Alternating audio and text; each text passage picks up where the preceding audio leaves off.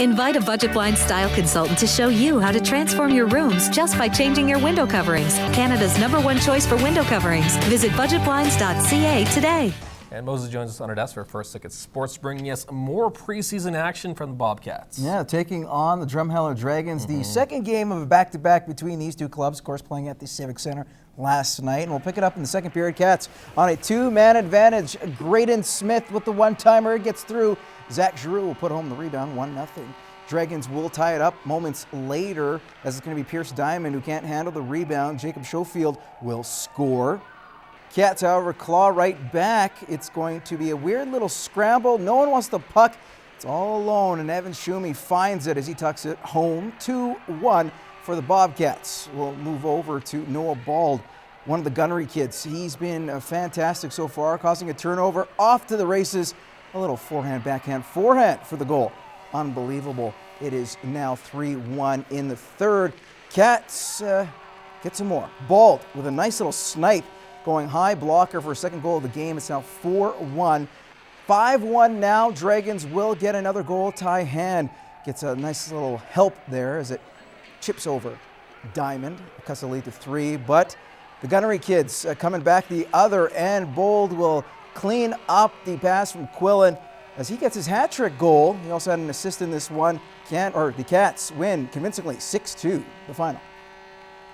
Take the good and bad and you throw out a lot of it. We did some things well tonight. I was pleased with getting as many pucks on net as we did and finally getting some finish, but there's still a lot of mistakes. It's still one of those things where you're evaluating players, and it's always nice to win, but like I said, you don't put a lot of faith into that. Yeah, I guess scoring goals is always nice, but I guess you just try to go out there and play your game, and hopefully it goes well, and I guess it just happened to go well for me. And the team played well, so yeah, it was a great game. All right, we're turning our attention to the gridiron now. Yesterday, we brought you a story about the Lloyd Comp Barons football team preparing for the upcoming season. Well, today, it's the reigning football Wheatland Football League and provincial champions, the Holy Rosary Raiders. The team has graduated a few key players from last year's team, but as Brett Morton reports, they have plenty of guys who are ready to fill in. It's high school football, and you expect turnover every year, so we like the depth we had last year, so the kids coming back this year will fill some important roles, and they'll do a great job. The players that have left have been key players, but we have gained some pretty key players as well.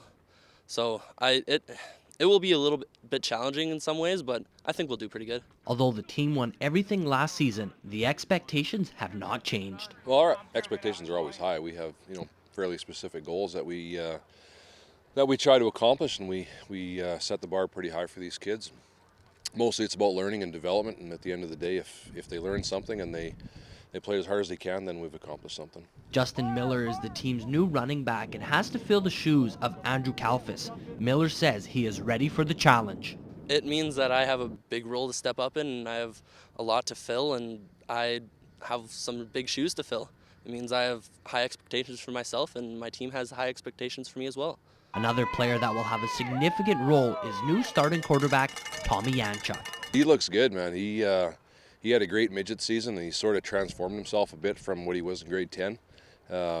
He dedicated himself to getting in shape, and Tom's got a great ability to read all three levels of the defense, and he did even last year. That was one of the attributes he brought in. So you take that plus his speed and his experience, being the quarterback on the midget program and some solid minutes last year in a backup role, we expect big things from him. With quite a few players taking on new roles, they have some vets that will be leaned on heavily this year. The Raiders season kicks off tomorrow night at 5 p.m. down at Raider Bowl versus the West Lock Thunderbirds. Brett Morton, Newcap Sports.